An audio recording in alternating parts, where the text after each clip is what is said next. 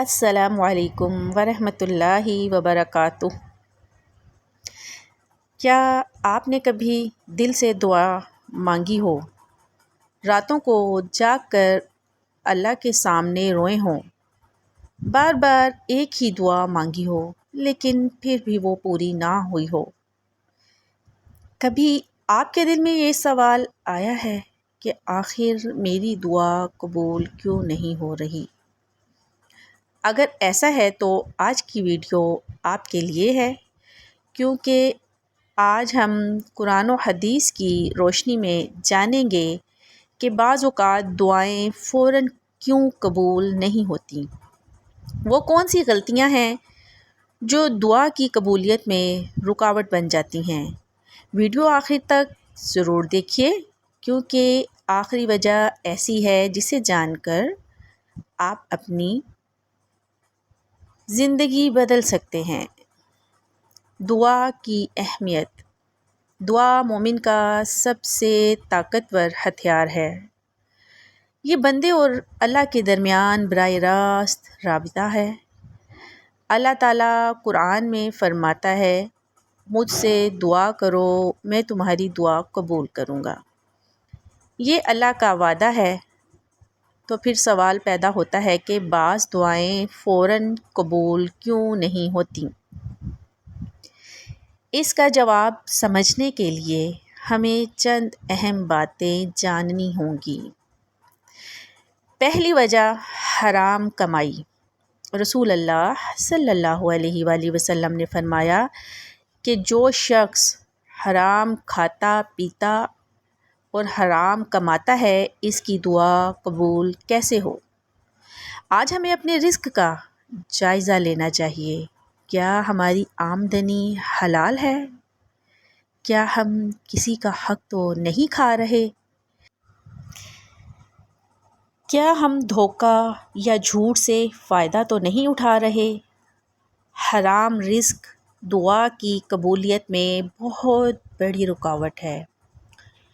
دوسری وجہ، گناہوں پر اصرار۔ بعض لوگ دعا تو کرتے ہیں لیکن گناہوں کو چھوڑنے کے لیے تیار نہیں ہوتے۔ نماز میں غفلت، جھوٹ، غیبت، حسد، نافرمانی۔ جب بندہ مسلسل گناہوں میں ڈوبا رہے تو دعا کی تاثیر کم ہو جاتی ہے۔ اس لیے توبہ دعا سے پہلے ضروری ہے۔ تیسری وجہ، جلد بازی۔ بعض لوگ چند دن دعا کرتے ہیں اور پھر مایوس ہو جاتے ہیں۔ حدیث میں آتا ہے کہ بندے کی دعا قبول ہوتی رہتی ہے جب تک وہ یہ نہ کہے، میں نے بہت دعا کی لیکن قبول ہی نہیں ہوئی۔ اللہ صبر کرنے والوں کو پسند کرتا ہے۔ چوتھی وجہ، غفلت کے ساتھ دعا۔ صرف زبان سے دعا کرنا کافی نہیں، دل کا حاضر ہونا ضروری ہے۔ بعض اوقات ہم دعا تو کرتے ہیں لیکن ہمارا دل کہیں اور ہوتا ہے۔ اخلاص اور یقین کے ساتھ مانگی گئی دعا زیادہ مؤثر ہوتی ہے۔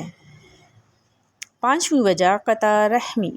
رشتہ داروں سے تعلق توڑنا بھی دعا کی قبولیت میں رکاوٹ بن سکتا ہے۔ اسلام صلہ رحمی کی بہت تاکید کرتا ہے۔ اگر کسی سے ناراضگی ہے تو معاف کرنے کی کوشش کریں۔ چھٹی وجہ، اللہ کی حکمت۔ کبھی کبھی اللہ دعا قبول تو کر لیتا ہے لیکن اسی وقت پورا نہیں کرتا۔ کیوں؟ کیونکہ اللہ جانتا ہے جو ہم نہیں جانتے۔